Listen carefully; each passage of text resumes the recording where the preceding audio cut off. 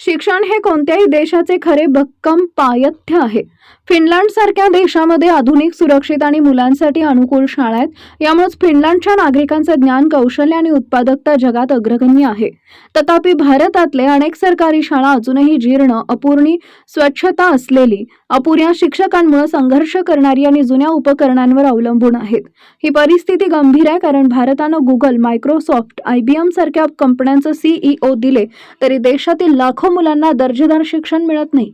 विडंबना म्हणजे देशात हजारो कोटी रुपये मंदिरांच्या जीर्णोद्धारावर खर्च केले जातात, परंतु युवकांचं भविष्य घडवणाऱ्या शाळांमध्ये गुंतवणूक करण्यासाठी कोणी पुढे येत नाही. सरकारी शाळांमध्ये आधुनिक वर्गखोली, प्रयोगशाळा, संगणक सुविधा आणि शिक्षकांची भरती ही अत्यंत आवश्यक असली तरी याकडे दुर्लक्ष केलं जात आहे.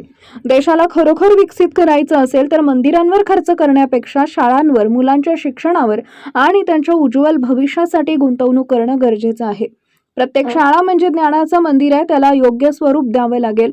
कोणत्याही देशाची खरी ताकद GDPत नाही, तर त्यांच्या वर्गखोल्यांमध्ये आहे. युवकांचं भविष्य घडवणारे शिक्षण संस्थांवर लक्ष न दिल्यास भारताचं भविष्य अधुरं राहील.